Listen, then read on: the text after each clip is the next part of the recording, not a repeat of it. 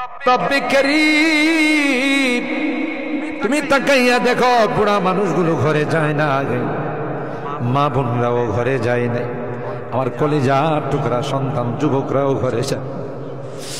কাঙ্গালের মতো হাত বাড়াইছি, এ মালিক তাওবা করতেছি, আর জীবনে কোনো গুনাহ করব না, আর জীবনে কোনো নাফরমানি করব।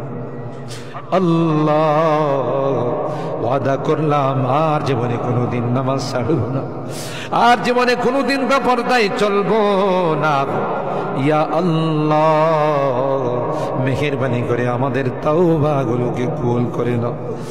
ইয়া আরহামার রাহিমিন, ইয়া আকরামাল আকরামিন। আল্লাহ মনে চাইছে বিছনায় আরাম করার জন্য, না না না, আরামের ঘুমকে হারাম করে, শীতকে উপেক্ষা করে শুধুমাত্র কেবলমাত্র আল্লাহ তোমার কাছে তাওবা করার জন্য বসে রইলাম।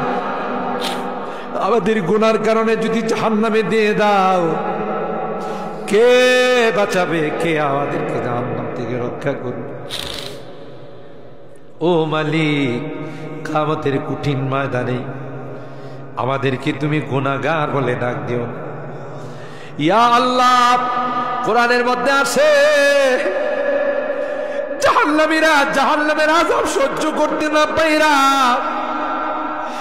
করুতি মিনতির সাথে, কাকুতি মিনতির সাথে বলবি, ইয়া মালিক লিয়াকদি আলাইনা রাব্বুক।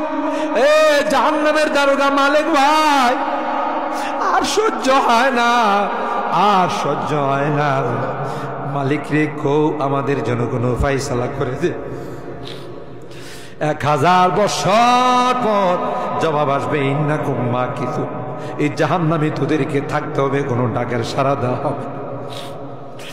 আল্লাহ তোমার কোরআনে তুমি বলছো, কালাকসাউ ফিহা ওয়ালা তুকাল্লিমুন, অপমানিত হয়ে জাহান্নামে থাক, কোনো কথা বলবি না। কবরের মধ্যে সাপ বিচ্ছু কামড়াবে, একদিক দিয়া চামড়া পুড়ে গেলে আরেক দিক দিয়া নতুন করে গজাবে।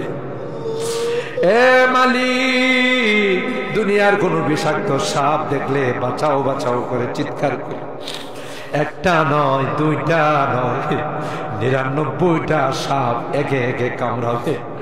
একটা সাপ চুল মারলে 99 হাত মাটির নিচে চলে যাবে, বিচ্ছু কামড়াবে। আমি চতুর্দিকে বলবো, বাঁচাও বাঁচাও, কেউ আমার কাছেও যাবে, আমার ডাক কেউ শুনবে না। আল্লাহ, এই জন্যে আজকে চোখের পানিগুলো ছেড়ে কাঁদতেছি। আল্লাহ, তোমার নবী বলেছেন, উম্মাত গুনাহ করে যদি আল্লাহর ভয়ে, জাহান্নামের ভয়ে, কবরের ভয়ে যদি চোখের পানি ফেলতে পারো রে, আল্লাহ পাক তোমার চোখের পানি দিয়ে জাহান্নামের আযাবকে অফ করে দিবে।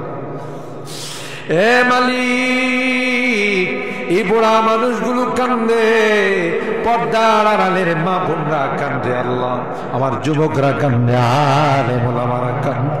তুমি যদি মাফ না করো, ক্ষমা না করো, কার কাছে যাব? কে আমাদেরকে মাফ করবে?